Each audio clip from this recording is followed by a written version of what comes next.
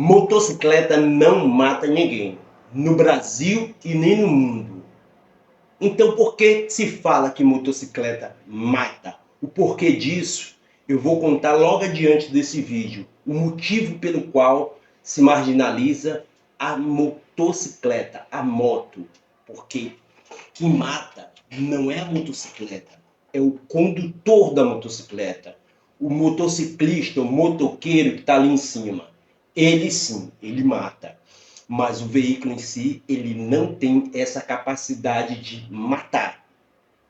Porque o veículo motocicleta é a mesma coisa que uma faca. Você pode pegar a faca para cortar os alimentos para uma criança, para fazer aqueles alimentos para uma criança, cortar um pão, cortar uma fruta, e você pode matar com a faca. Depende da condução. A motocicleta é um veículo que não tem vida própria, não tem independência. Ela seria uma coautora de um crime? Também não. Também não, porque ela se coloca no mesmo ponto que uma faca. Ela não tem culpa nenhuma. Você vê sempre manchetes como essa aqui, ó. Acidente entre motos mata homem. Acidente entre motos. As motocicletas, elas não criam treta entre si e de repente resolvem fazer alguma coisa, né? Motociclistas, motoqueiros, colidem pilotando motocicletas. Por que esses títulos? Esses títulos sempre foi um paradigma antigo que é colocado em cima do veículo motocicleta. A motocicleta hoje, na sociedade brasileira, tem um papel importantíssimo, cara.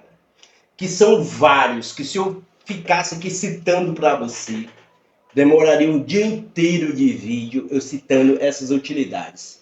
Uma vez eu fui fazer uma entrevista com um capitão da PM e ele comandava um batalhão de motociclistas. E ele falou: cara, as motocicletas são fundamentais para a questão de segurança pública.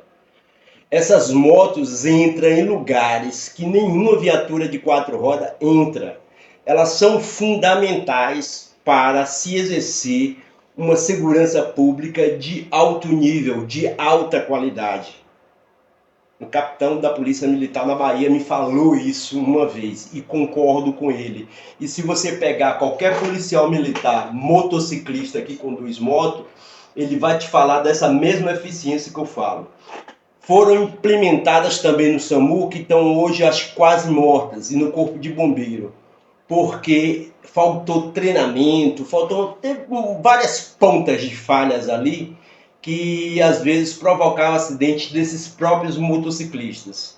Mas o que faltou fundamentalmente foi a questão de um treinamento para aqueles motociclistas conduzir aquela motocicleta em alta velocidade e prestar assistência. Mas salvou, e vem salvando ainda, as poucas que restam, muitas vidas.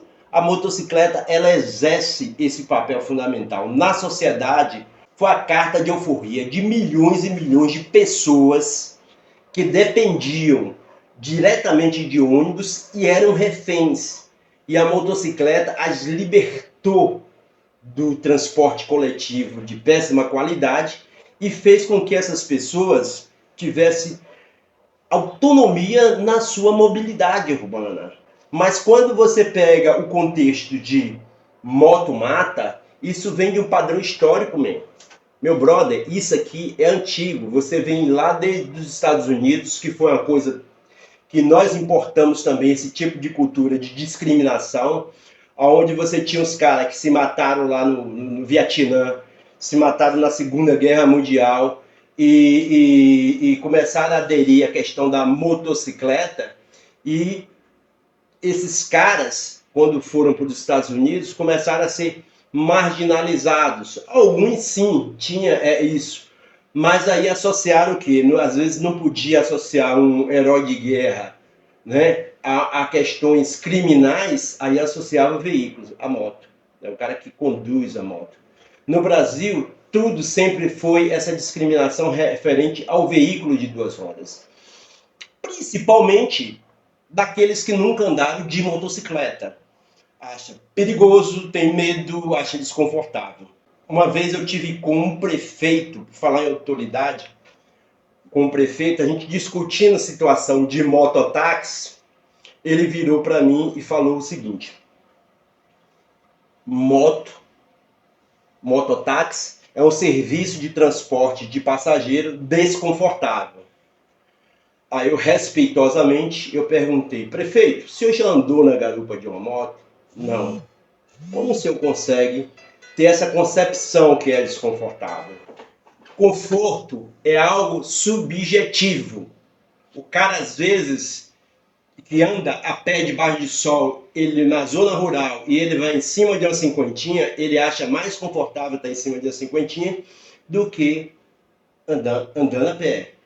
O cara que anda em uma moto de estradeira de 1.300, for pilotar uma CG 160, vai achar uma porcaria aquilo. Então isso é genérico. Agora, a quem interessa de fato a questão da discriminação atualmente de moto? Quem perde com ela? Quem perde com ela hoje no Brasil, com a motocicleta no Brasil? Quem perde com a motocicleta tendo uma política de fato voltada para ela, uma política de fato voltada para a segurança do motociclista, não blá blá blá blá blá, moto mata. Moto não mata. O que mata são as políticas equivocadas em torno da motocicleta. Você tem uma fiscalização muito fragilizada, muito baixa, referente à questão das motocicletas, e por ter essas fiscalizações muito delicadas e frágeis, acaba gerando uma sensação de impunidade e acaba gerando cada vez mais questões de acidentes fatais. Porque a molecada, quando não tem o poder público que fiscaliza de fato, cobra a habilitação, acontece isso aqui, né? Tem vários vídeos na internet onde você vê, às vezes, motociclistas sem capacete passando do lado de polícia. Em várias cidades aí, vários estados brasileiros. Por que isso acontece? Isso acontece por questões culturais. É mais fácil você culpar a moto do que culpar as políticas públicas equivocadas de vistas grossas sobre a questão de segurança das motocicletas, segurança de vias, estudos mais aprofundados. A quem interessa de fato isso? Interessa ao Ricardo Nunes, prefeito de São Paulo, que ele terceiriza a culpa, pega tudo e joga muitos acidentes de motos. Acontece. Aí o que ele quer fazer? Ah, tá. Ocorreu uma traição aqui, né? O cara vai fazer o quê? Foi no sofá da casa. Ele vai vender o sofá da casa, man? Não é bem por aí. Isso não é resolver problema você vender o sofá da casa, porque você foi traído no sofá da casa. Não. O problema tem uma causa e a causa tem que ser resolvida. A causa dos acidentes de motocicletas em São Paulo não é a moto. Não é a moto. É o poder executivo, falta de fiscalização, falta de política pública dentro da cidade de São Paulo. Esses são os aumentos. É mais fácil você abrir a boca e falar que aumentar motos, que não tem como, tá? Está cada vez mais aumentando esse número de motos. O número de motos subiu em relação ao ano passado absurdamente. Cada vez mais você tem motos na rua e não vai ter como barrar isso. A única forma que você tem de minimizar é dessa forma. Então, para o político, blasfemar, falar besteira, que o veículo motocicleta é muito mais fácil do que ele falar bem assim: errei na minha política pública e esses acidentes eu tenho uma parte de culpa nisso, então nós vamos fazer agora uma política pública melhor de segurança do veículo motocicleta e dos seus condutores, dos seus condutores, tá? Com a fiscalização maior, vamos contratar mais, modernizar o nosso sistema, né? Vamos colocar mais gente na rua no processo de fiscalização, ou não precisa mais, vamos colocar mais vigilância eletrônica nisso aqui, vamos punir e trabalhar com inteligência, e não diretamente a motocicleta. A quem não interessa de fato a questão da motocicleta? Empresas de ônibus perdem muito pela ineficiência. Perdem muito mesmo. As empresas de ônibus sempre vão perder relativo às motocicletas, porque é uma nova forma das pessoas se deslocarem. E alguns políticos que precisam do sistema travado dependendo dele. Esses transportes tradicionais, como o transporte público de massa, sempre esteve na mão do Estado, sempre esteve na mão das prefeituras. Então, ela regulamenta aquilo ali. Eu sempre vi aquilo com os olhos muito desconfiados, porque os caras defendem, como o prefeito de São Paulo defende agora, com garras ali, como se fosse o grande advogado dessas empresas de ônibus, militando mesmo de fato, porque eles não querem modificar nada, em nada, esse sistema onde o cara sofre ali naquela fila para poder ter um transporte. Então, primeiro lugar, moto não mata, quem mata é o condutor. Por que o condutor mata? Porque ele encontra um ambiente propício para isso. Falta de fiscalização, falta de instrução, muita corrupção, às vezes, na hora até de tirar uma habilitação, né? Às vezes existem facilitadores ali dentro. Infelizmente, já se prendeu muita gente dentro desses esquemas no Brasil, né? Não acredito que tenha acabado de vez, mas o cara tira às vezes uma habilitação, tem uma habilitação e é completamente despreparado, e principalmente a falta de fiscalização. Você não tem fiscalização. Uma cidade hoje como São Paulo, você tem uma moto roubada, grande, e desaparece, cara. Você não tem uma segurança pública ali que oferece esse resgate rápido, ou achar essa moto de forma rápida. É muito difícil. Então, esses dois fatores. E os interesses de quem quer que continue a mesma coisa. Quem quer que continue a mesma, que o mundo não ande. Mas não tem jeito, meu amigo.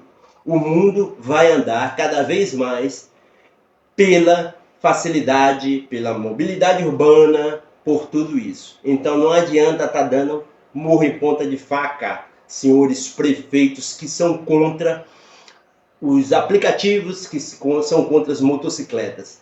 Querem fazer o trabalho de vocês de fato? Faça.